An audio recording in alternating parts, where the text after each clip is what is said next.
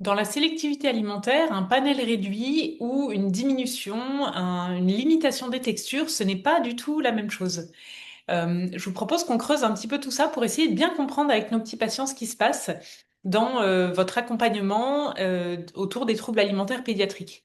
Donc j'ai reçu il y a pas très longtemps un enfant de 3 ans en consultation et sa maman me dit il mange de tout mais enfin voilà, elle venait parce que l'alimentation était difficile, sauf qu'en fait quand on creuse, oui, c'est un enfant qui mange de tout.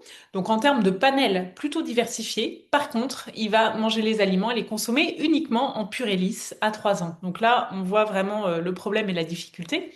Et ce qui se passe, c'est qu'en fait, on confond un petit peu parfois sélectivité alimentaire enfin, entre le panel et les textures. Mais panel et texture, c'est vraiment deux dimensions qui sont complètement indépendantes.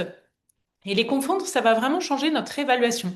Donc dans cette vidéo, je vous propose qu'on creuse un petit peu qu'est-ce que c'est qu'un panel alimentaire normal et restreint et qu'est-ce que c'est que les textures, l'évolution dans les textures normales et restreintes. Donc tout d'abord, qu'est-ce que c'est que le panel alimentaire? Un panel alimentaire, c'est le nombre et la variété des aliments que va consommer l'enfant.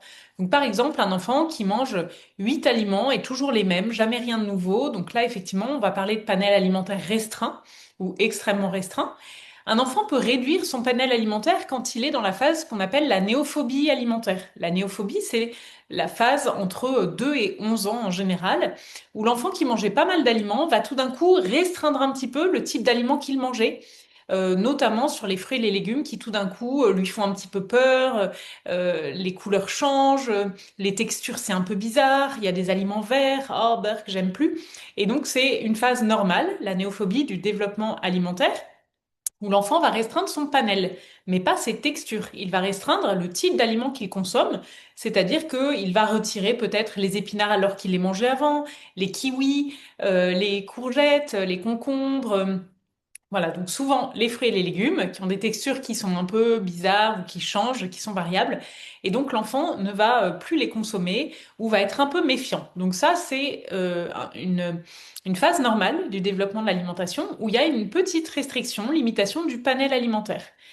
Donc, ce panel un petit peu réduit peut être normal sur le plan développemental, avec, on sait qu'il y a un pic de néophobie entre 2 et 6 ans, mais que normalement, après l'enfant, grâce à la curiosité, à la présentation répétée des aliments que ses parents vont lui proposer, eh bien, va passer cette phase de néophobie et va réouvrir son panel alimentaire. Donc, le panel, c'est vraiment le nombre d'aliments que je suis capable de manger. La diversité des aliments que j'ai dans mon répertoire des aliments. On retrouve dans la littérature peu de données par rapport à un nombre qui déterminerait un panel restreint ou non. Donc, je vous partage différentes ressources qu'on a pu trouver. Il y a Toumé et Ross, qui sont deux auteurs qui proposent l'approche SOS to Feeding, qui parlent de critères de diversité alimentaire minimale, donc qui disent qu'il faudrait que l'enfant ait au moins 20 aliments différents dans son répertoire alimentaire total, donc que l'enfant devrait consommer. Voilà, au moins 20 aliments différents, ce qui n'est quand même pas énorme, mais on va voir ce qu'on retrouve hein, dans la littérature. Et elles disent aussi que l'enfant devrait manger au moins 3 à 5 aliments différents dans chaque catégorie nutritionnelle. C'est-à-dire que oui, il doit manger 20 aliments différents, mais ça va pas être 20 aliments dans la catégorie biscuits ou dans la catégorie féculents. Ils disent, ces auteurs, que pour parler de panel alimentaire non restreint, il faut que l'enfant il mange des aliments dans les catégories nutritionnelles différentes. Parce qu'effectivement, si l'enfant ne consomme que des sucreries, par exemple des produits sucrés, et aucun fruit, aucun légume, aucune viande, eh bien là, on est dans un panel qui va être très restreint, même si l'enfant mange 20 variétés de biscuits différentes. Donc c'est important de préciser les choses parce qu'on sait que quand c'est précis, c'est clair et la prise en soin qui en découle va être beaucoup plus facile.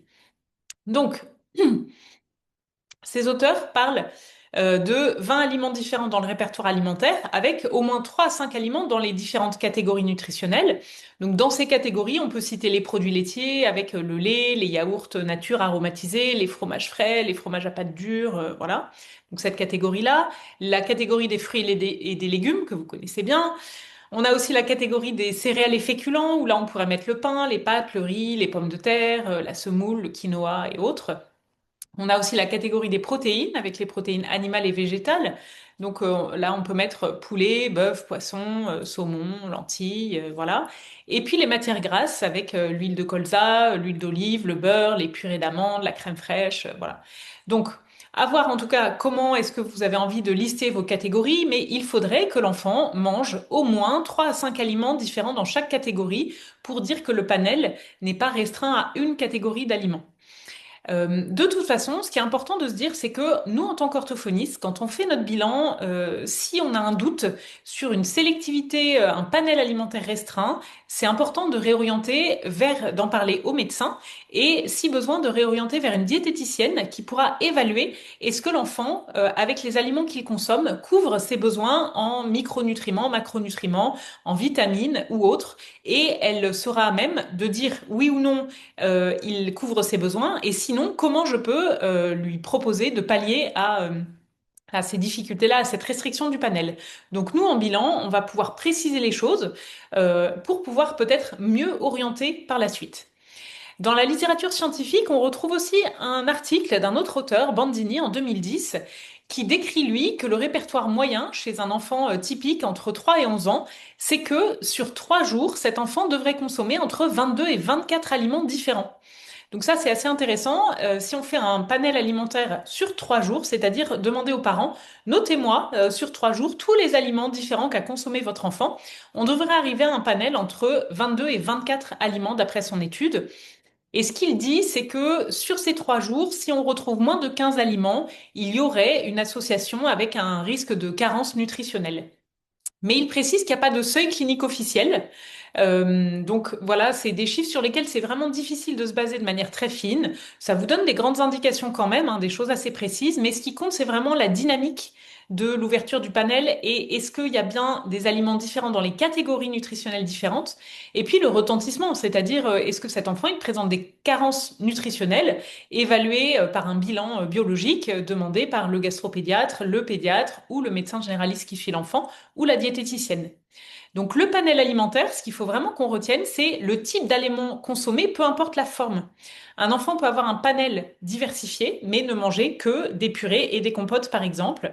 Mais du coup, en purée et en compote, manger des purées de légumes, des féculents, des choses voilà, qui sont très variées sur le plan nutritionnel. Donc on peut avoir un panel diversifié, mais des textures qui vont être difficiles ou en tout cas pas adaptées à l'âge développemental de l'enfant.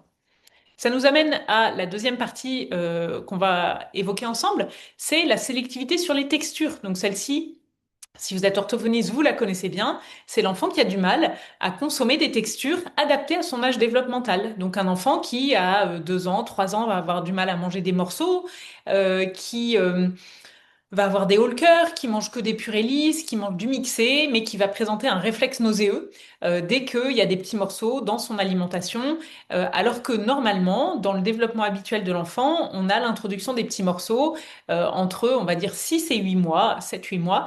On a les premiers morceaux fondants que l'enfant va écraser avec sa langue, d'abord au palais, puis en latéral et tout ça. Donc le développement de la mastication qui se met en place petit à petit. Et donc, on peut avoir des enfants qui vont avoir une sélectivité sur les textures, mais pas sur le panel. C'est-à-dire qu'ils vont consommer tout type d'aliments, mais en mixé.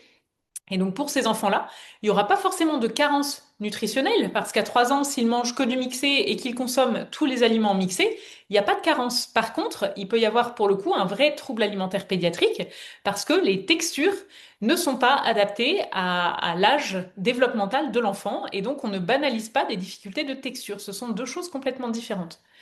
Donc ces deux axes, dans notre évaluation et dans notre prise en soin en orthophonie, sont indépendants et on va les évaluer l'un et l'autre, le panel et les textures, et on va les prendre en charge, les accompagner de manière différente.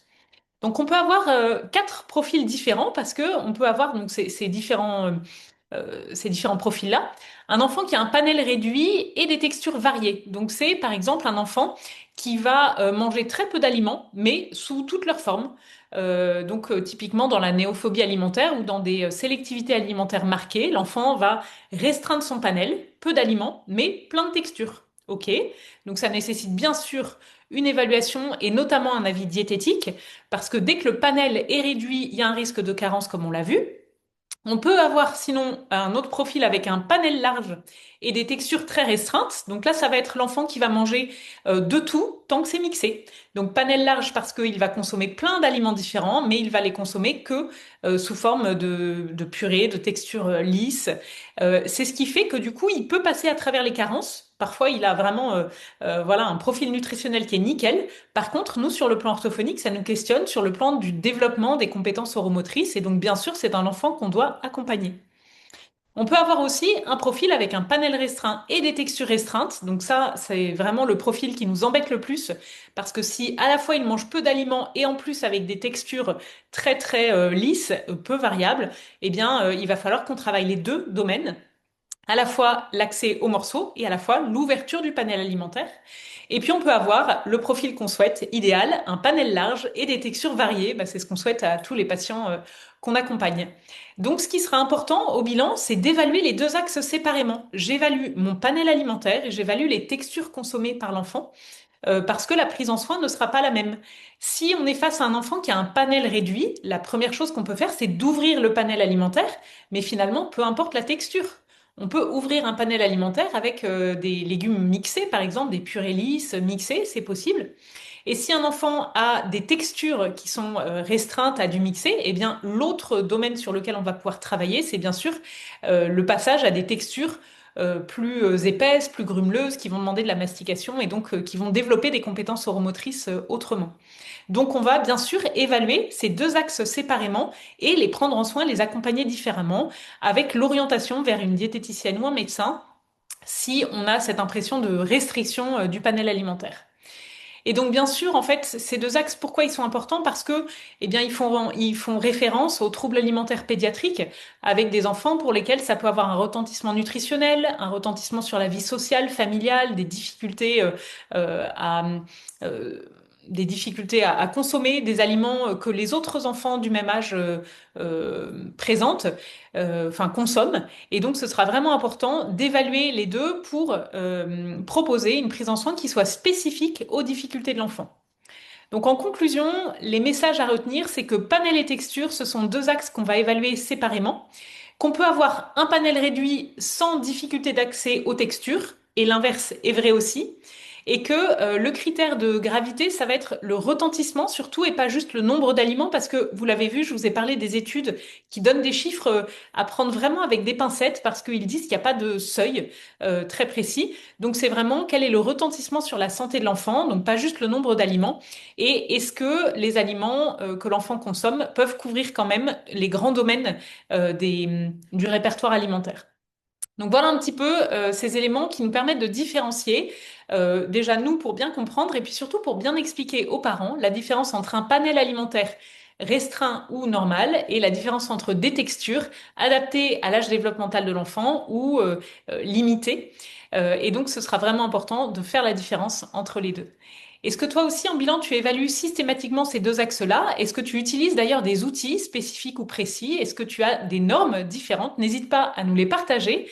Et si tu veux aller plus loin sur les troubles alimentaires pédiatriques, la formation que l'on propose, regard croisé gastro-ortho sur les troubles alimentaires pédiatriques, explore un petit peu cette dimension-là de panel, de restriction alimentaire, de sélectivité, de courbe de croissance et de retentissement de cette sélectivité sur la croissance de l'enfant. Et donc, on te retrouve à la prochaine formation regard croisé ortho-gastro dans les troubles alimentaires pédiatriques.